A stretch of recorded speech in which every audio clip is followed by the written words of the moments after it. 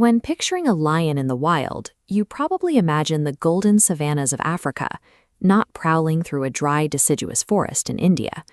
But as we can see on this map of India, a distinct royal lineage of lions lives right here. They are restricted to a tiny 1,400 square kilometer patch of land in the state of Gujarat. In the late 19th century, European and local trophy hunters drove this population to the brink. At their lowest point, there were fewer than 20 of these lions left on Earth. Fast forward to today, and that population has rebounded to nearly 700 individuals. But these lions are not fenced off in some remote, untouched wilderness.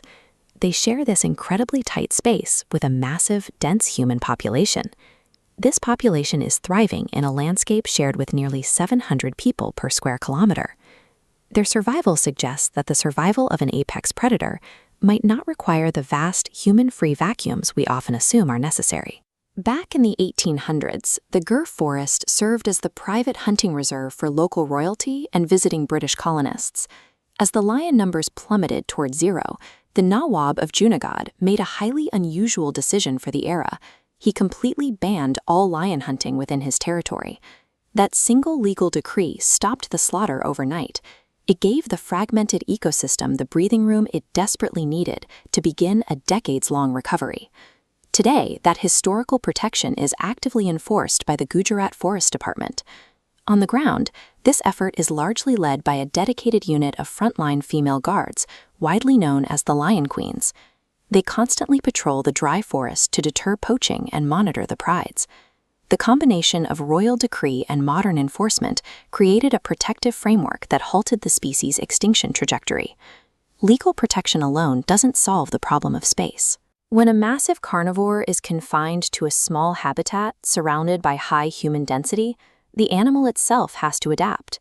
You can actually see some of these adaptations in the Asiatic lion's distinct physical traits, like their slightly smaller manes and the prominent longitudinal fold of skin running along their bellies. This chart compares lion activity. Serengeti lions spend 88% of their time resting, but Gir lions are active for 37% of their day. Shifting to a 24-hour timeline, we see a massive spike in activity at night. Prides near park boundaries shifted hunting to late night and early morning hours to avoid humans. These lions have completely rewired their behavioral baselines to safely navigate a landscape actively shared with human activity. There is a human element to this equation too. The Maldhari tribe are semi-nomadic pastoralists who have lived directly inside the core of the Gir forest for millennia. Their entire economy relies on large herds of cattle, sheep, and goats. These herds roam through the exact same brush and pasture lands where the lions hunt. Naturally, the big cats take advantage of this. With a high density of easy prey right in their territory, lions routinely hunt and consume Maldhari livestock. In many parts of the world, a predator attacking a herd results in farmers setting out poison or reaching for rifles. But the Maldharis view a lost cow or sheep as a spiritual tax, a willing offering made to the king of the forest. This cultural acceptance prevents the retaliatory poisonings and shootings that frequently eliminate large predators in other agricultural regions across the globe. The combination of these forces has worked incredibly well. The lion population has grown so robustly that the original 1,400 square kilometer park can no longer contain them. We are now seeing the emergence of a greater Gir landscape. As this map shows, satellite populations of lions are naturally dispersing outward, establishing completely new territories across the broader Saurashtra region. For decades, global wildlife management has often relied on the idea of fortress conservation, the belief that nature must be entirely walled off and purged of human presence if it is going to survive.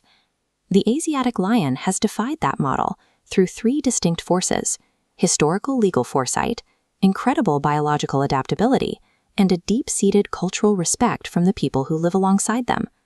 Gir National Park proves that we do not have to make a hard choice between human progress and wilderness. Under the right conditions, a deadly apex predator and a human community can successfully and sustainably share the exact same space.